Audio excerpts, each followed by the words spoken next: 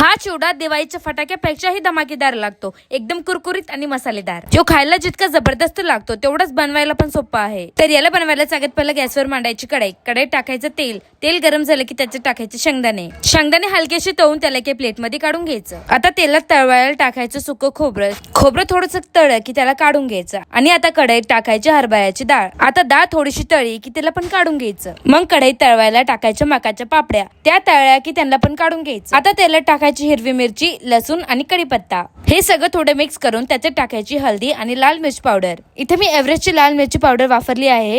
एव्हरेस्टची लाल मिरची पावडर ना खूपच तिखट असते, यांनी ना चिवडा एकदम झणकेबाज लागतो।